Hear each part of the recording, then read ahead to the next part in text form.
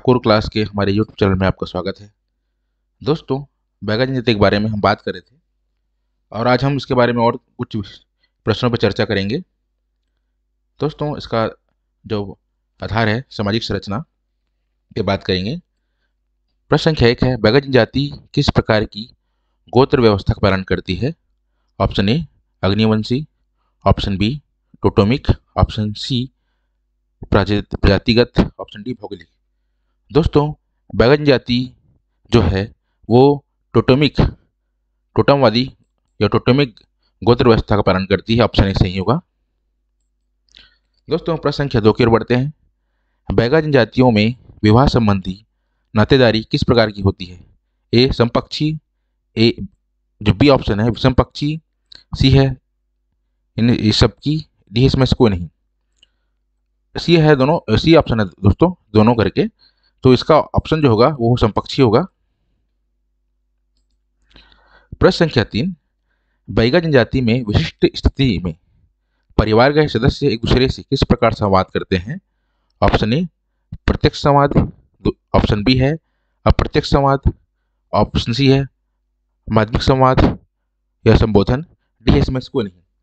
दोस्तों, बैगा जनजाति में जो विशिष्ट परिस्थिति होने पर परिवार के सदस्य होते हैं एक दूसरे से माध्यमिक संबोधन करते हैं। ऑप्शन सी करेक्ट होगा।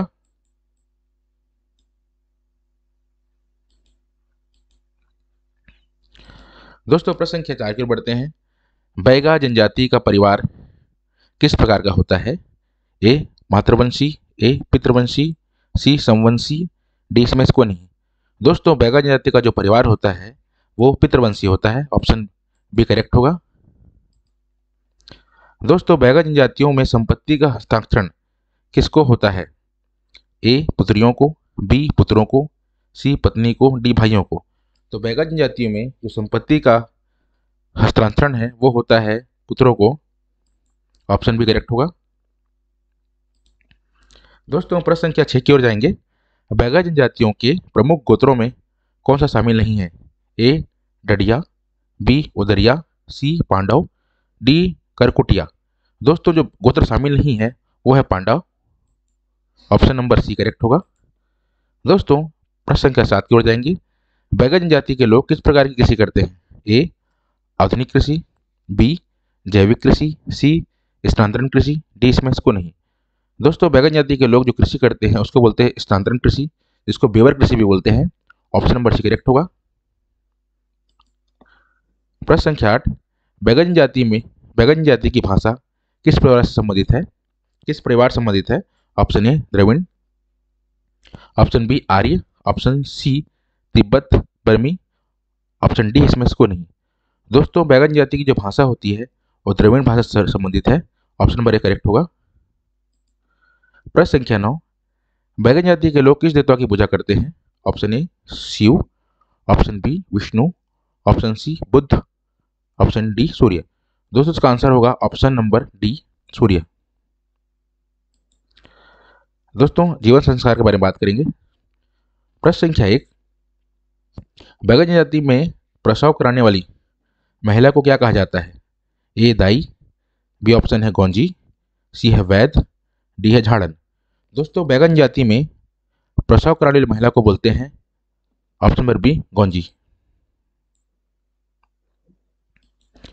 प्रश्न संख्या 2 की ओर बढ़ते हैं। दोस्तों, बैगा जनजाति में पशु जन्म के समय प्रसूता को क्या खिलाया जाता है? ऑप्शन ए दूध, ऑप्शन बी फल, ऑप्शन सी दाल हल्दी नमक के साथ बनी खिचड़ी भात, डी केवल पानी। तो बैगा जनजाति में शिशु जन्म के समय जो प्रसूता होती है, जो माँ होती है, उनको दाल हल्दी नमक के साथ खिचड़ी भात खिलाया जाता है। इसलिए ऑप्शन नंबर इसका जो सी है वो करेक्ट होगा। प्रश्न संख्या 3, बैगा जनजाति में छठी संस्कार कब किया जाता है? ऑप्शन ए शिशु के जन्म के तुरंत बाद, ऑप्शन बी शिशु के नाल झड़ने के बाद 2-3 महीने में, ऑप्शन सी शिशु के 1 वर्ष के होने पर, ऑप्शन डी शिशु के 5 वर्ष होने पर। दोस्तों, बैगा जनजाति में छठी संस्कार होता है या छठी संस्कार होता है वो होता है शिशु के नाल झड़ने के बाद 2-3 महीने बाद। ऑप्शन नंबर इसका जो बी है करेक्ट होगा। प्रश्न संख्या 4, बैगन जाति में प्रसूता को कौन सा काढ़ा पिलाया जाता है? ऑप्शन ए दूध का काढ़ा, ऑप्शन बी ओखद, ऑप्शन सी चाय, ऑप्शन डी कॉफी। तो दोस्तों बैगन जाति में जो प्रसूता होती है, जो माँ होती है, उसको औषधि से बना काढ़ा पिलाया जाता है जिसको बोलते हैं औखद। औखद मतलब ऑप्शन बी करेक्ट होगा। प्रश्न संख्या 5, बैगन जाति में विवाह के लिए पहल कौन करता है? ऑप्शन ए वधु पक्ष, ऑप्शन बी वर पक्ष, ऑप्शन सी दोनों पक्ष, ऑप्शन डी गांव के मुखिया। तो बैगन जनजाति में जो विवाह के लिए पहले पहल करता है वो होता है वर पक्ष। ऑप्शन नंबर बी करेक्ट होगा। प्रश्न संख्या 6, बैगन जनजाति में विवाह समारोह का संचालन कौन करता है? ऑप्शन ए पंडित, ऑप्शन बी दोषी, ऑप्शन सी गांव का मुखिया, ऑप्शन डी वर पक्ष का मुखिया। दोस्तों बैगन जाति में जो विवाह समारोह का संचालन करता है उसे दोषी कहते हैं। ऑप्शन नंबर बी करेक्ट होगा। प्रश्न संख्या 7, बैगन जाति में शव को कब दफनाया जाता है? ऑप्शन ए हमेशा दहन किया जाता है, ऑप्शन बी आकस्मिक मृत्यु या दृष्ट महामारी से मृत्यु होने पर, ऑप्शन बी केवल बुजुर्गों को दफनाया जाता है, ऑप्शन डी है किसी भी स्थिति में दहन किया जाता है। दोस्तों बैगन जाति में शव को आकस्मिक मृत्यु होने पर या गंभीर बीमारी होने पर इसको दफनाया जाता है, इसलिए ऑप्शन नंबर बी करेक्ट होगा। प्रश्न संख्या 8 की ओर बढ़ते हैं। बैगन जाति में शोक अवधि कितनी होती है? ऑप्शन ए 1 या 2 दिन, बी है 3 या 9 दिन, सी है 15 दिन, डी है 1 महीना। दोस्तों कृषि की मृत्यु होने पर बैगन जनजाति में शोक की जो अवधि होती है, शोक की अवधि होती है वो होती है 3 से 9 दिन की होती है। ऑप्शन नंबर बी करेक्ट होगा। प्रश्न संख्या 9, बैगन जाति में शुद्धिकरण को क्या कहा जाता है? ऑप्शन ए पूजा, ऑप्शन बी मादी, ऑप्शन सी संस्कार, ऑप्शन डी अनुष्ठान। दोस्तों जो बैगन जाति में शुद्धिकरण को कहा जाता है मादी, ऑप्शन बी करेक्ट होगा। दोस्तों बैगन जनजाति से हम आर्थिक जीवन की बात करेंगे। प्रश्न संख्या 1 की ओर जाते हैं। बैगन जाति की अर्थव्यवस्था किस प्रकार की है? ऑप्शन ए केवल कृषि पर आधारित है, ऑप्शन बी केवल वनोपज संकलन पर आधारित है, ऑप्शन सी मिश्रित प्रकार की है, ऑप्शन डी केवल पशुपालन पर आधारित है। तो दोस्तों बैगन जाति की अर्थव्यवस्था जो होती है वो मिश्रित प्रकार की होती है। ऑप्शन नंबर सी करेक्ट होगा। प्रश्न संख्या 2 की ओर बढ़ेंगे दोस्तों। बैगन जाति पूर्व में किस प्रकार की कृषि करती थी? ऑप्शन ए आधुनिक कृषि, ऑप्शन बी स्थायी कृषि, ऑप्शन सी है स्थानांतरित कृषि, ऑप्शन डी संचित कृषि। दोस्तों इसका आंसर होगा ऑप्शन सी स्थानांतरित कृषि, जिसको बेवर कृषि भी कहते हैं, इसलिए ऑप्शन नंबर सी इसका करेक्ट होगा। प्रश्न संख्या 3 की ओर बढ़ते हैं। बैगन जाति अपनी आवश्यकताओं की पूर्ति के लिए कौन से वन उत्पादों का विक्रय करती है? ऑप्शन ए केवल लकड़ी, ऑप्शन बी महुआ और तेंदुपत्ता, ऑप्शन सी केवल फल, ऑप्शन डी केवल जड़ी बूटी। दोस्तों इसका आंसर होगा ऑप्शन नंबर डी केवल जड़ी बूटी। प्रश्न संख्या 4, बैगन जाति द्वारा उगाई जाने वाली मुख्य फसलें कौन सी है? ऑप्शन ए गेहूं चावल दालें, ऑप्शन बी कोदो कुटकी मजा, ऑप्शन सी है कपास जूट गन्ना, ऑप्शन डी है मक्का बाजरा चना। तो बैगन जनजाति द्वारा उगाए जाने वाली प्रमुख फसलें में जो आते हैं मोटे अनाज आते हैं, जिसमें कोदो कुटकी मजा होते हैं। ऑप्शन नंबर बी करेक्ट होगा।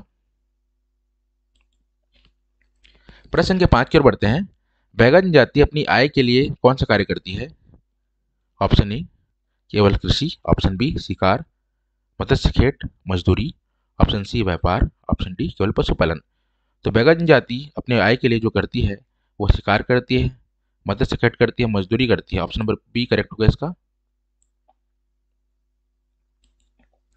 प्रश्न संख्या 6, बैगन जाति के जीवन में वनोपज संकलन का क्या महत्व है? केवल मनोरंजन के लिए, ऑप्शन ए, बी आर्थिक आय का स्रोत, सी है केवल धार्मिक अनुष्ठानों के लिए, डी कोई महत्व नहीं। तो दोस्तों बैगन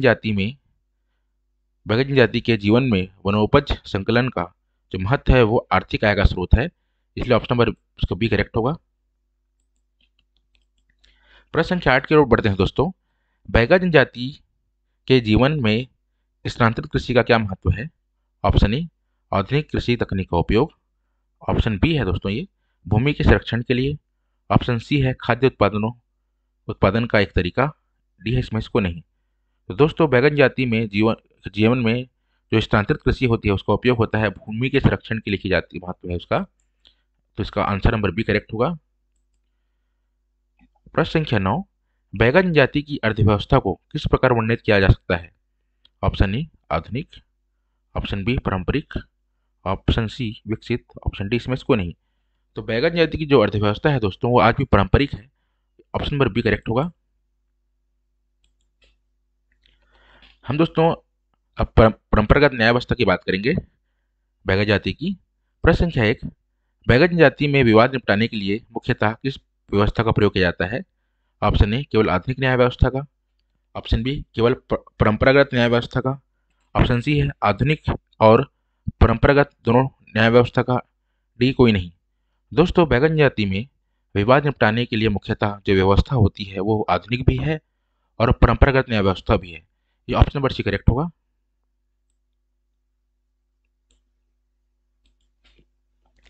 प्रश्न संख्या 2, बैगन जाति में ग्राम पंचायत का मुखिया प्रमुख कौन होता है? Option A sarpanch, option B है पटेल, ऑप्शन सी है मुखिया, ऑप्शन डी है राजा।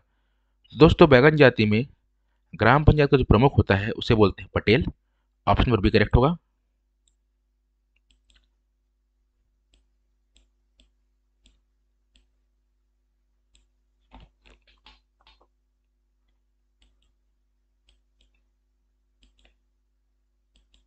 दोस्तों प्रश्न संख्या 3, बैगन जाति में पटेल का पद किस प्रकार प्राप्त होता है?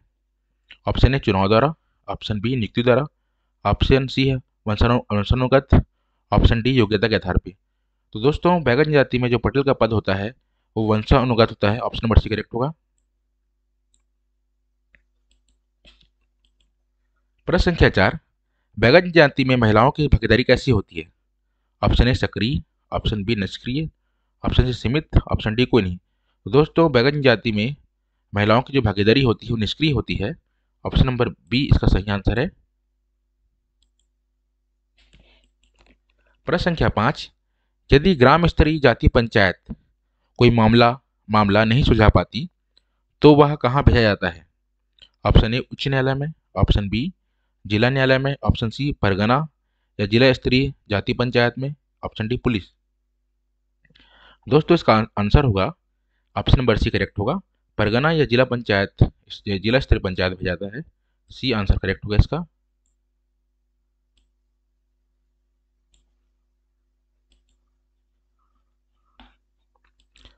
दोस्तों प्रश्न संख्या 6 की ओर बढ़ते हैं। बैगा जाति पंचायत के दंड के रूप में क्या क्या दिया जाता है? ऑप्शन ए केवल नगद दंड, ऑप्शन बी केवल सामाजिक बहिष्कार, ऑप्शन सी भोज और नगद दंड दोनों, ऑप्शन डी कोई दंड नहीं।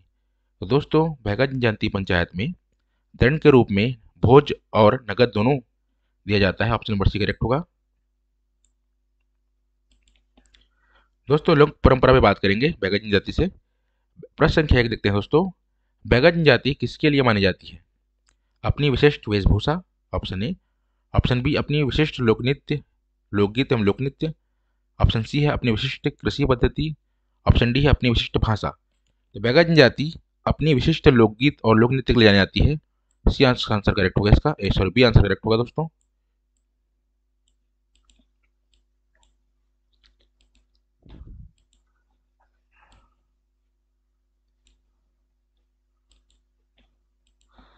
दोस्तों प्रश्न संख्या 2 की ओर बढ़ते हैं। बैगा जनजाति लोकगीत एवं लोक नृत्य की तैयारी कब शुरू करती है? Option A Diwali, option B option B Holi, option C है हरेली, ऑप्शन डी दशहरा। तो दोस्तों बैगा जनजाति लोकगीत और लोक नृत्य की तैयारी शुरू करती है वो हरेली के मौसम से करती है, इसलिए ऑप्शन नंबर इसका बी करेक्ट होगा। बैगा जनजाति में सबसे महत्वपूर्ण नाच कौन सा है? Option A Jhapeta Karma, option B दशहरेली नाच, ऑप्शन सी झूलनी पार, ऑप्शन डी रीना। तो बैगा जनजाति में सबसे महत्वपूर्ण नाच है दोस्तों वो है आपका दशहरेली नाच, ऑप्शन नंबर बी करेक्ट होगा। दोस्तों प्रश्न संख्या 4, बैगा जनजाति के लोग दशहरेली नाच कितने दिनों तक करते हैं? ऑप्शन ए 1 सप्ताह, ऑप्शन बी 1 महीना, ऑप्शन सी 2 महीना, ऑप्शन डी 3 महीना। दोस्तों बैगा जनजाति के लोग दशहरेली नाच जो करते हैं वो 1 महीना तक करते हैं, इसलिए बी आंसर करेक्ट होगा दोस्तों। बैगन, पांचवा क्वेश्चन है दोस्तों, बैगन जाति के लोकगीतों में कौन शामिल नहीं है? Option A Reena, option B Karma, option C है भजन, ऑप्शन जी है झपेटा कर्मा। तो दोस्तों इसका आंसर है भजन। भजन शामिल नहीं है उनके लोकगीतों में। सी आंसर करेक्ट होगा। बैगन जाति, प्रश्न संख्या 6, बैगन जाति के नृत्यों में कौन से वाद्य यंत्र का प्रयोग नहीं होता? ऑप्शन ए ढोलक, ऑप्शन जी, ऑप्शन बी है मादर, ऑप्शन सी है सारंगी, ऑप्शन डी है ठिसकी। तो दोस्तों बैगन जाति के नृत्यों में जो वाद्य यंत्र प्रयोग नहीं होता वो होता है सारंगी, इसलिए इसका आंसर होगा सी। दोस्तों प्रश्न संख्या 7 के साथ की ओर बढ़ते हैं। बैगन जाति के लोग किस मौसम में लोकगीत एवं लोक नृत्य की तैयारी करते हैं? ऑप्शन ए गर्मी, ऑप्शन बी सर्दी, ऑप्शन बी है सर्दी, ऑप्शन सी है वर्षा, ऑप्शन डी है बसंत। दोस्तों बैगन जाति के लोग वर्षा के मौसम में लोकगीत एवं लोक नृत्य की तैयारी करते हैं। सी आंसर करेक्ट होगा। प्रश्न संख्या 8 की तरफ बढ़ते हैं दोस्तों। बैगन जाति के लोग दशहरेल नाच करते समय कहाँ जाते हैं? अपने ही गांव में, ऑप्शन ए, ऑप्शन बी दूसरे गांव में, ऑप्शन सी है नदी के किनारे, ऑप्शन डी है जंगल किनारे। तो दोस्तों बैगन जाति में दशहरेल नाच महिला पुरुष दोनों मिलकर करते हैं और ये नृत्य करते करते दूसरे गांव जाते हैं। ऑप्शन नंबर बी करेक्ट होगा। दोस्तों प्रश्न संख्या 9, बैगन जाति के लोकगीतों का मुख्य उद्देश्य क्या है? ऑप्शन ए मनोरंजन, ऑप्शन बी धार्मिक अनुष्ठान, ऑप्शन सी है सामाजिक समरसता, डी है उपरोक्त सभी। दोस्तों इसका आंसर होगा ऑप्शन डी होगा, उपरोक्त सभी इसका आंसर होगा। प्रश्न संख्या 10, बैगन जाति के लोकगीतों में कौन सा महत्वपूर्ण होता है? ऑप्शन ए वेशभूषा, ऑप्शन बी ताल, ऑप्शन सी भाव, ऑप्शन डी उपरोक्त सभी। दोस्तों इसका आंसर होगा उपरोक्त सभी। बैगन जनजाति के लोक नृत्य में वेशभूषा, ताल और भाव तीनों का बहुत बड़ा महत्व है। दोस्तों बैगन जनजाति संबंधित हमने बहुत सारे क्वेश्चन किए हैं और उम्मीद करता हूँ कि आपको बैगन जनजाति क्लास अच्छी लगी होगी। आप मेरे साथ ऐसे जुड़े रहें दोस्तों, मैं और क्लास लेके आते रहूँगा। धन्यवाद दोस्तों।